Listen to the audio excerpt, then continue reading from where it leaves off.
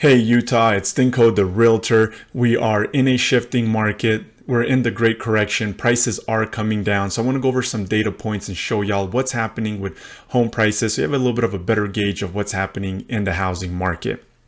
Now, I want to go back to the beginning of the year. Let's start with February.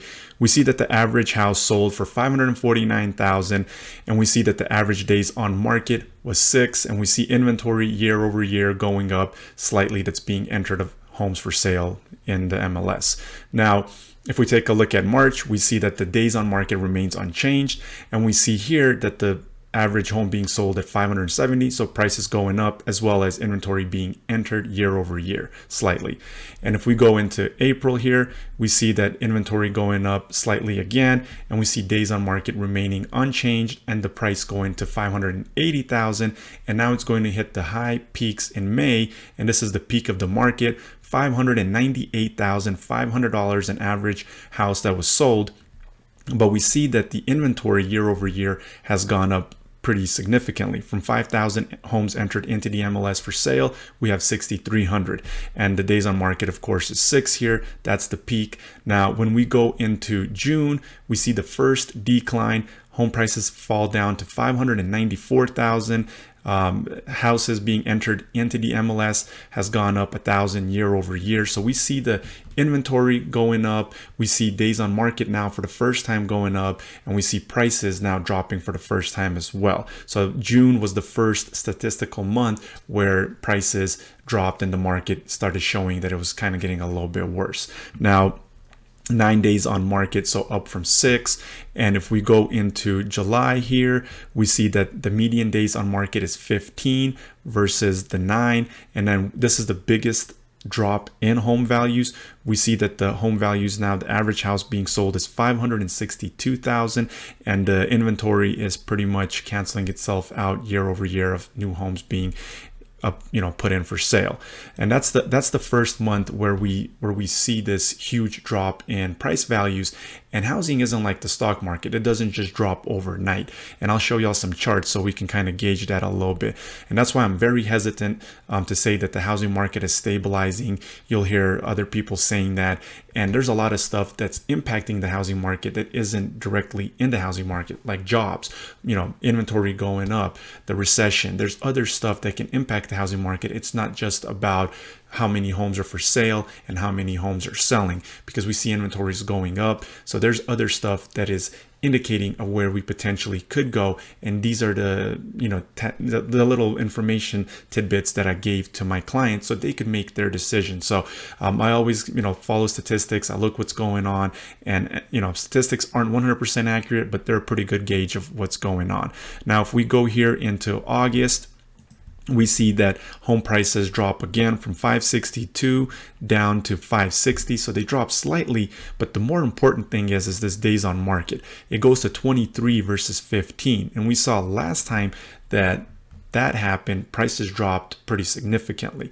Now, there's also other stuff that's going on, especially with builders. They're offering a lot of incentives with the interest rate. You'll see lenders doing this. Some realtors that think that the market is stabilizing are also kind of advertising this out there, and it's a 2-1 buy down. So what it does is, let's say interest rates are 7.5%. So your first year interest rates are 4.5%. Next year they're 5.5%. Then they go up to 7.5%. So you buy it down, and your payment is quite lower, but they say you can refinance at a future date. Well, if prices keep going down, you don't have equity and you don't have money in the bank to bring in, you're not going to be able to refinance out of that. So when all these closing costs that are being given aren't being shown in the statistics. So things are kind of being skewed, and that's what I mean. Housing is not an overnight thing, because there's stuff that happens, and it just takes a little bit longer. Also, the data that we're looking at is about a month and a half to 2 months behind, because stuff that's closing in August went under contract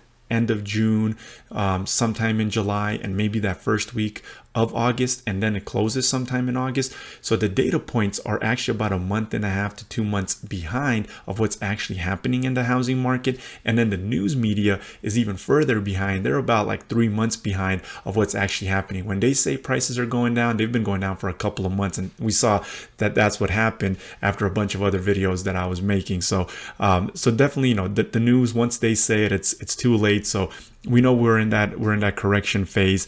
And as we see here in August, 560 inventory that's being entered is slightly lower.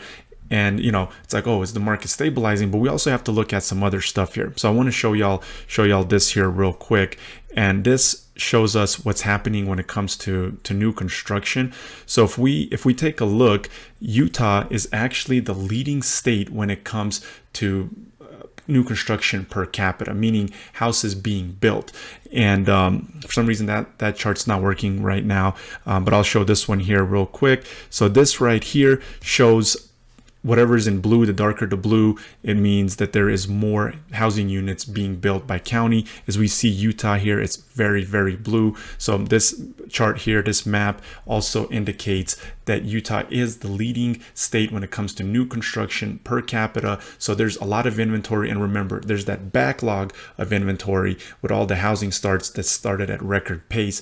And with new construction taking longer to build, we're going to see a sufficient increase in new construction hitting the market here in the fall and in the winter, which is the worst time because that's when people are buying the least. And then we'll have more inventory of existing houses when sellers decide to sell, hitting the market at the beginning of the year.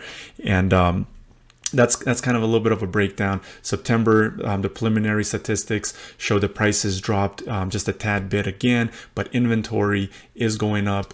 There's houses that are on the market for 50 plus days, 80 plus days, 100 plus days. And I'll create a video showing houses that are actually sitting on the market. And those aren't even part of the statistics yet. So once those become part of statistics, they have price drop after price drop and nobody is still buying them. And applications for mortgages is going down month over month. So there's buyers that missed out on houses, that need a house really bad, and they're buying homes, but the pool of buyers is shrinking every single month. People are giving up and there's less people applying for loans. So the buyer pool is going down, the inventory is going up, and it's not just a overnight type of thing where things are just going to crash down.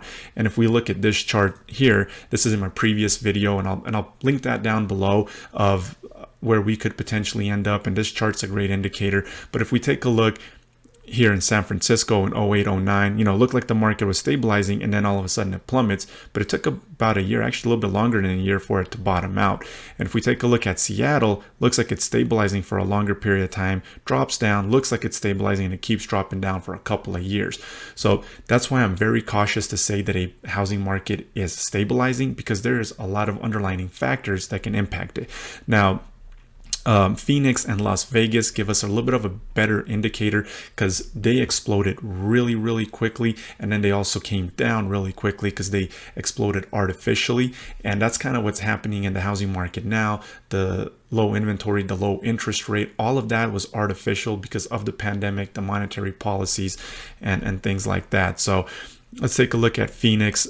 See, right here, it looks like it might be stabilizing, and then it just starts plummeting. And again, even there, it took over about a year. And Las Vegas, didn't even really have a full out stabilizing period, but still you could say, hey, it's kind of stabilizing here a little bit, and then all of a sudden it just starts coming down.